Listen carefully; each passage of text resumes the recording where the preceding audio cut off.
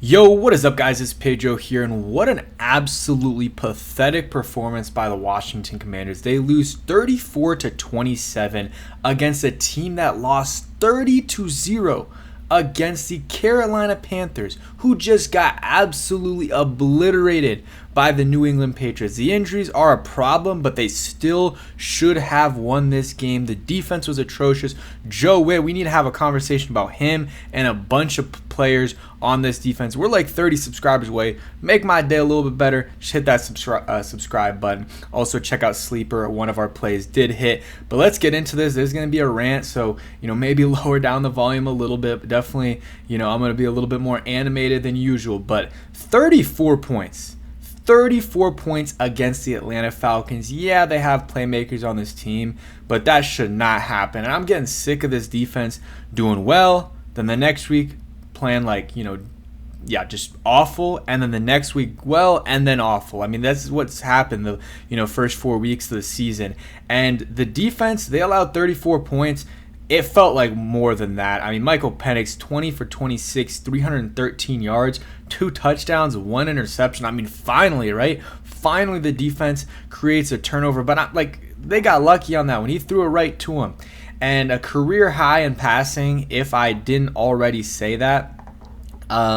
Bijan was, it felt like he was getting way more than 4.4 yards a carry. That's like the only thing the Commanders' defense is good at is their run defense. They allowed 3.5 yards a rush, which was about half what the Commanders' offense was doing. But receiving-wise, oh my gosh, man. Drake London, 8 catches, 110 yards, 1 touchdown. Bijan Robinson, 4 catches, 106 yards. Kyle Pitts, I mean, they just had all the 3 of these guys over 70 yards. And, I mean, Marshawn Lattimore absolutely sucks. He is terrible. I bought into the hype going into this season that he was going to be different because he did look different. He was going to be healthy. I was wrong. He's been awful. He sucks. And I mean, I don't know. I feel like at some point you got to bench him. And, it's also on Joe Whitt, but on some of the other players. But in terms of Marshawn Lattimore, he just sucks. I'm sorry. He sucks. And same thing, he'll have a good week, then have a bad week. He's been at least consistent with that, but a bunch of, penalties and just, getting beat and committing a penalty. So he was bad. Trey Amos, he allowed a couple plays. He wasn't awful. Mikey Sanders still was pretty bad. Besides the interception, he was getting cooked. I'm not going to lie.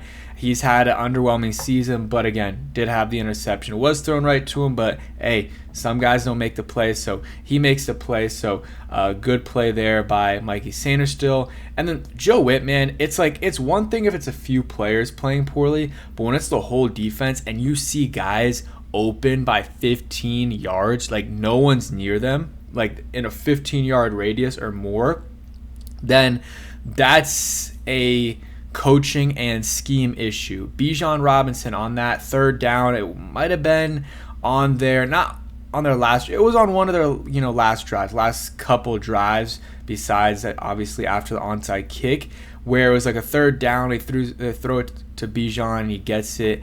And they, go. It was a possession where Kyle Pitts scored. That was awful.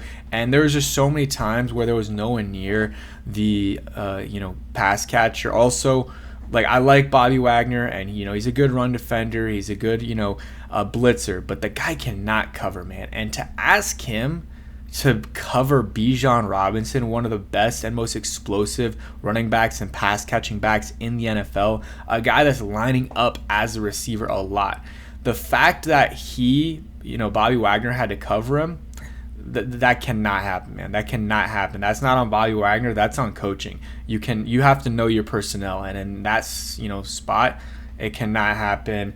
Dorrance Armstrong, I saw him go back into coverage once or twice. I mean, what are we doing there? Frankie Louvu, man, he's got to play better. He might have had 1 or 2 nice plays, but he was missing a lot of tackles. And the dude's he missed a tackle, and yes, the Commanders ended up, stopping the guy on the play for a no gain or maybe a 1-yard gain or a 1-yard loss. But Frankie Louvu, if he makes a tackle, it's a 2-3 yard gain, and the dude's flexing and super hype, and dude, you could have made a better play. I just, that stuff really pisses me off. And, it is what it is. He still impacted the play in a positive way, but you could have been better. And he was missing tackles all over the place. He did get a sack, so shout out to him. But, didn't love what Frankie Louvu was doing today and all season. But he did have a sack, so it is what it is there. Jeremy Reeves, I don't know exactly on coverage, but the guy hustled. He made a nice, touchdown saving tackle on that Bijan run. But then, he was running 22 miles an hour, which is crazy. But then guess what? They score anyways. And they called a timeout. At that point, I'm not saying surrender the touchdown, but your defense is getting gashed, and calling that timeout is not going to do anything, and you waste that timeout. And it was a close game at the end. A couple of different things happened. Those timeouts could have been very useful and actually been the difference in a game. So yeah, the fact that Dan Quinn did that, and also Dan Quinn's got to know, man, your defense has been awful. They're not going to get a stop. Maybe at most they'll get, they'll force them for a field goal, or maybe they'll get a lucky turnover like they did. You got to go for it, man. These field goals ain't cutting it. What are they kicked 4 times? Yeah, 4 times. That cannot happen. And that's the difference in the game is, them being able to, not have to kick field goals and the Commanders kicking field goals. Obviously, the Falcons didn't really have to go for on 4th down because their offense was better than ours early on, or you could say our defense was just worse. But, I thought Dan Quinn should have been way, way, way more aggressive in this game against the Atlanta Falcons, considering what the Commanders' defense was doing and considering that the offense wasn't terrible. We'll talk about the offense a little bit. Luke McCaffrey as a kick returner was good, averaged over 30 yards a return. And then offensively, Mariota was fine. He had a bad interception. Lane was kind of open. The safety comes in and kind of baits Mariota, makes a really nice play. I mean, he closed in on the ball really quickly. He kind of Mariota overthrew it. Not really overthrew it, but he more threw it to the left, more inside. If he would have thrown it a little bit more outside or more in line with Lane, I don't think it would have gotten intercepted. Rushing wise, we'll talk about a big change they need to make in terms of giving this guy right here, Bill Krosky-Merritt, the ball more. I mean, 47 yards on 7 carries. He needs to get the ball more. And I thought they should have ran the ball more. And it was super frustrating because guess what?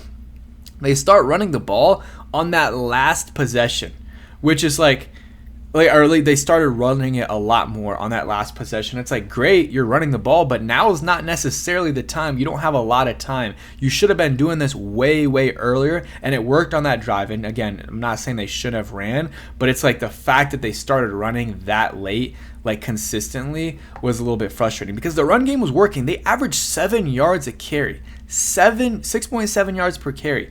I mean, Chris Rodriguez, 7 for 60. Bill, 7 for 47. Mariota had 20 yards rushing.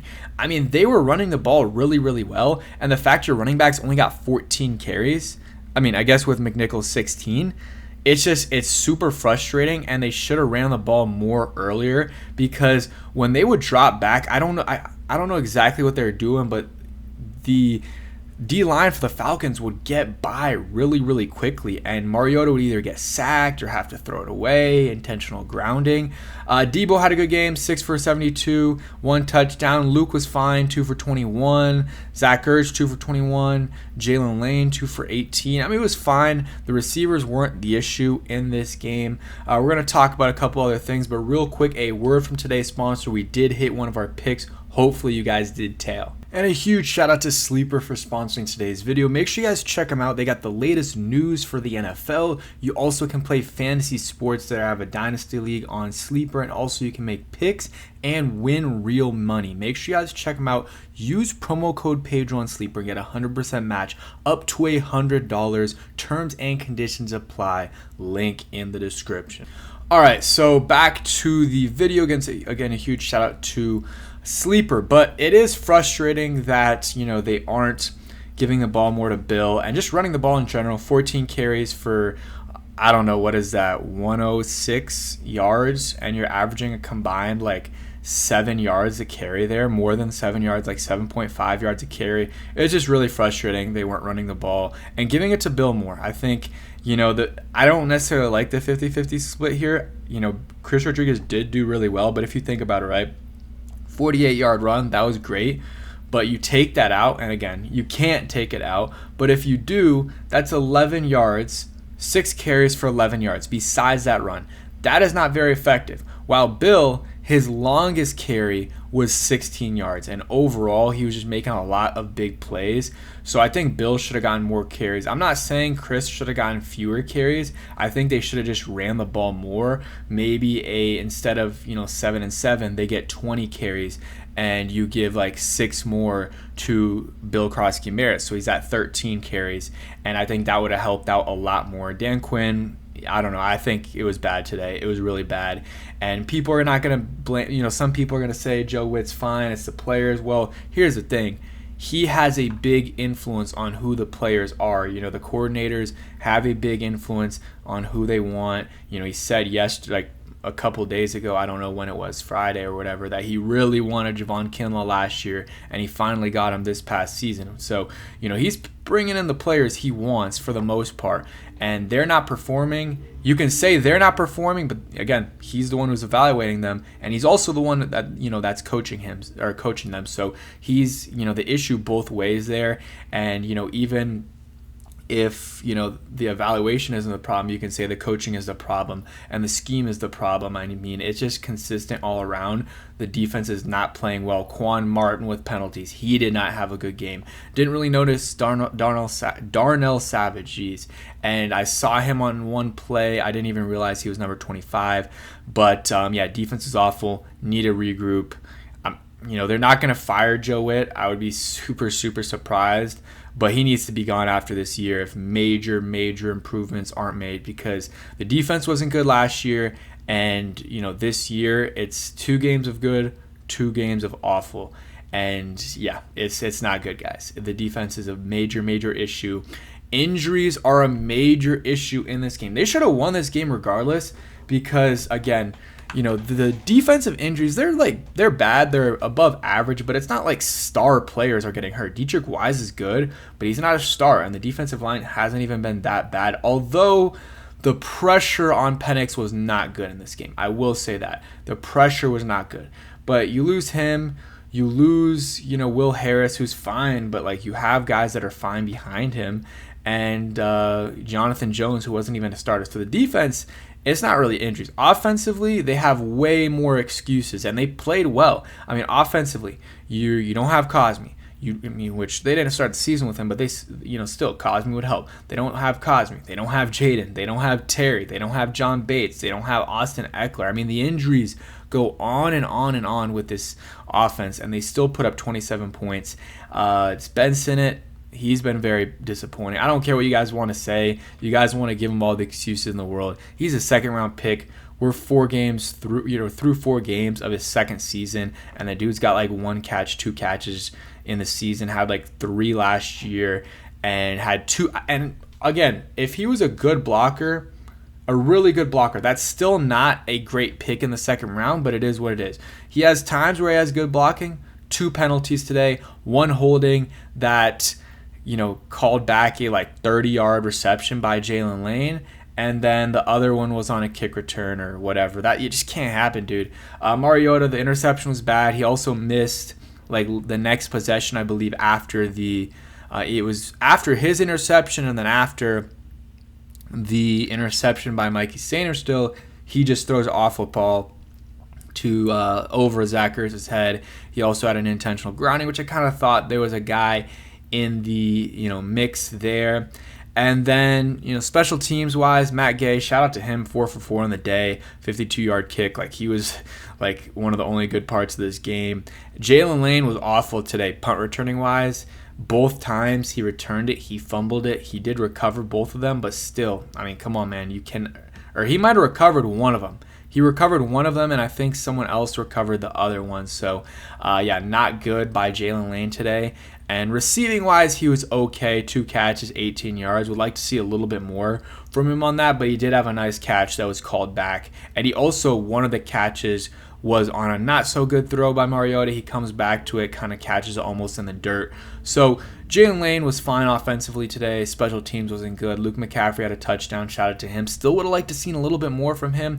And Debo was good, really good today. 6 catches, 72 yards. And Mariota overall in the day, 16 for 27. Just a little bit, in my opinion, too many pass attempts there, with a lot of those just being throwaways because the pass rush is getting there so quick, just based off of how everything was schemed up. I mean, you look at the Falcons, man, they ran the ball 37 times. So that's the formula right there. When the run game is working like it was today, you got to run the ball more, and they just didn't. And that's what lost them the game, in my opinion. But whatever. It is what it is. They're 2-2. Jaden Daniels is coming back next week, but Jaden isn't going to fix all the problems. Yeah, I think if Jaden played today, they would have won because, he would have made some more plays on offense, and that interception probably wouldn't have happened. But still, it's going to be hard to win, games against good teams, even with Jaden, when their defense is this bad. But thanks for watching. Hope you guys enjoyed. Peace.